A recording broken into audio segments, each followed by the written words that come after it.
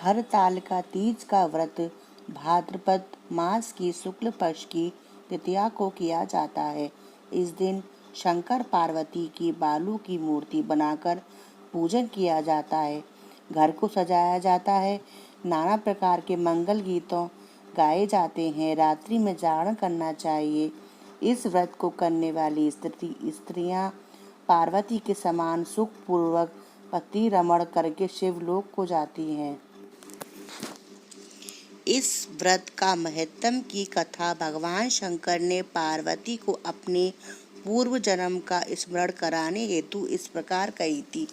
एक बार तुमने हिमालय गंगा तट पर अपनी बाल्यावस्था में 12 वर्ष की आयु में अधोमुखी होकर घोर तप किया था। तुम्हारी कठोर तपस्या को देखकर तुम्हारे पिता को बहुत ही कलेश होता था। एक दिन तुम्हारी तपस्या और तुम्हारे पिता के कलेश के कारण नारद जी तुम्हारे पिता के पास आए और बोले कि विष्णु भगवान आपकी कन्या से विवाह करना चाहते हैं। इस कार्य हेतु मैं आपके पास आया हूँ।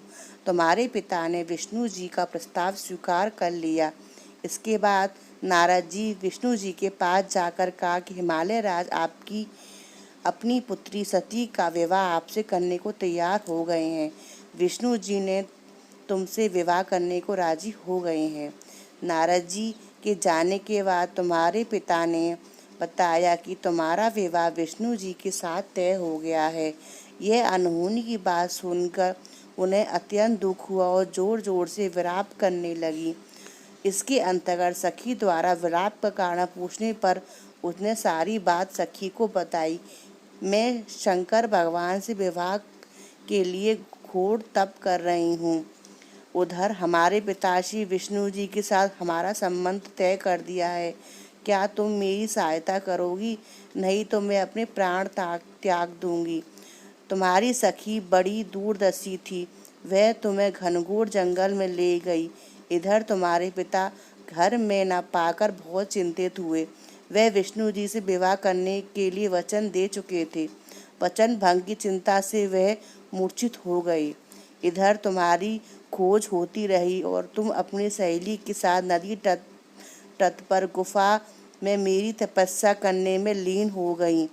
भाद्रपद शुक्ल पक्ष की तिथिया हस्त नक्षत्र तुमने रेत के एक शिवलिंग स्थापित करके व्रत किया, पूजन तथा रात्रि को जागरण भी किया।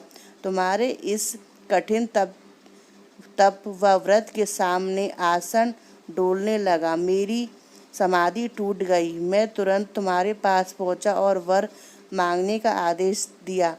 तुम्हारी मांग तथा इच्छानुसार तुम्हें मुझे अर्धांगिनी के रूप में स्वीकार करना पड़ा।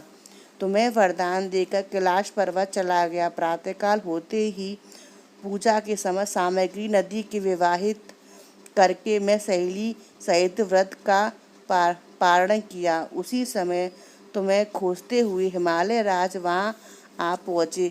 बिलखते हुए तुम्हारे घर छोड़ने का कारण पूछा।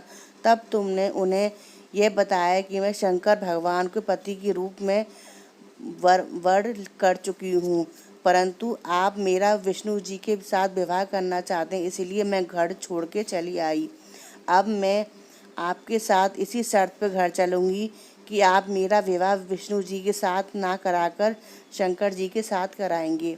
गिरिराज तुम्हारी बात मानकर और शास्त्रोक्त विधि द्वारा इन दोनों के विवाह के बंधन में बांध दिया। इस व्रत को हरितालिका तीज इसलिए कहते हैं कि पार्वती ने सखी से पिता के घर पर घनघोर जंगल में ले गई और हरद अर्थात हरण करना और आलिका अर्थात सखी सहेली हरितालिका। शंकर जी ने पार्वती से यह भी बताया कि जो स्त्री इस व्रत को परम श्रद्धा से करेगी उसे तुम्हारे समान ही अचल सुहाग प्राप्त होगा। जो व्यक्ति श्रद्धा भाव से शंकर पार्वती जी का हरितालिका व्रत करता है, शंकर जी उसकी सारी मनोकामना पूर्ण करते हैं। दोस्तों, अगर आपको मेरी थोड़ी सी भी जानकारी समझ में आई है तो हमारे YouTube चैनल को